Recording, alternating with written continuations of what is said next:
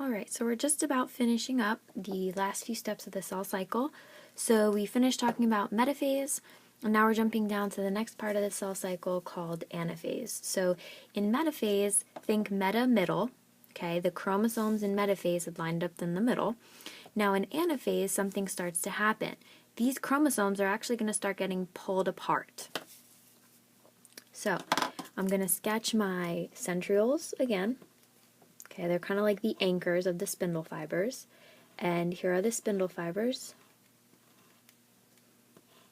And notice that they're slightly shorter than they were in our first picture, because what's happening is they're actually pulling apart the connection of those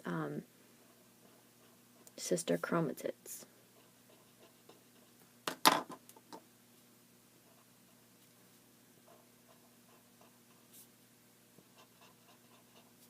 Okay, so in anaphase, the chromatids split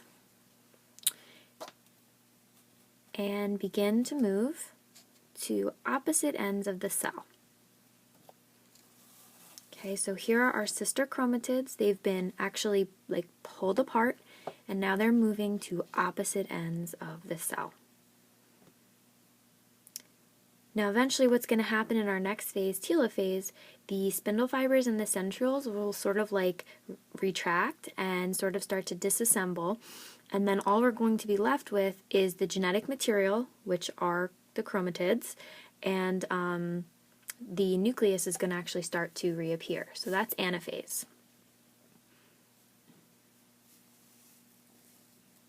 Okay.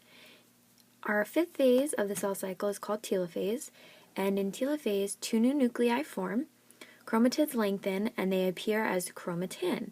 So where they've been really coiled up in these pictures, they're actually going to go back to the longer forms of chromatin. So chromatids lengthen and appear as chromatin,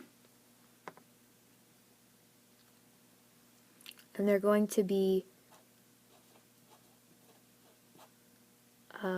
let's say loosely tangled as opposed to being condensed.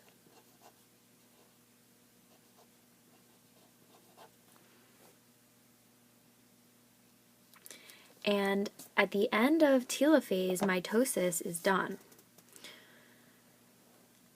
So if you look at your notes, it says that two new nuclei form. You can see that that initial cell that we started with is now actually starting to kind of like bend inward to sort of split, but it hasn't split yet. So our nucleus is back, so I'm going to draw the nucleus.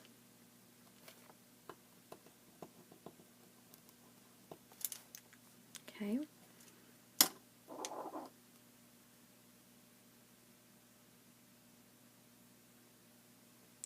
And the tightly packed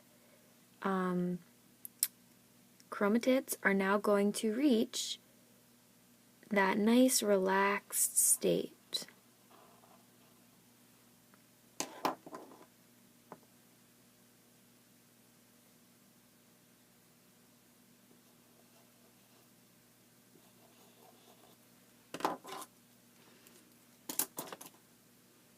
And they're back to chromatin.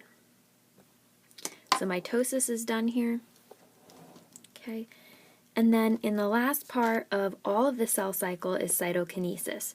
Cytokinesis is actually where the cell splits into two new cells.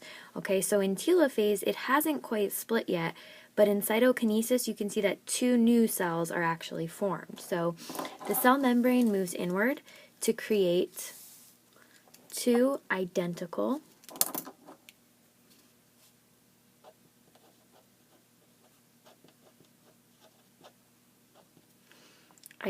cells, each with its own nucleus.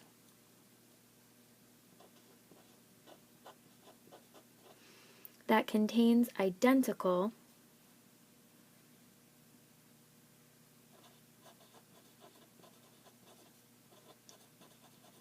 chromosome pairs. In a plant cell, something called a cell plate actually forms. And the reason a cell plate forms, if you actually look down in this picture, here's it in a cytokinesis happening in a plant cell. You have to remember plant cells have that cell wall, so this cell plate actually has to form so that the cell can break apart. Whereas in animal cells, it's nice and easy. The cell membrane just pinches in and two new cells form.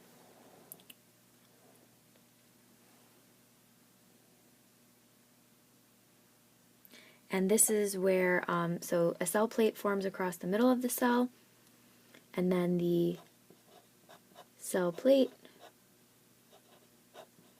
gradually develops into two new cell membranes between the two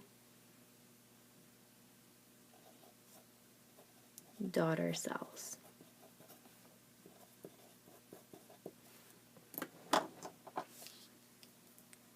Okay, so just know that in cytokinesis, we've got the nucleus. Okay, that genetic material is now back inside.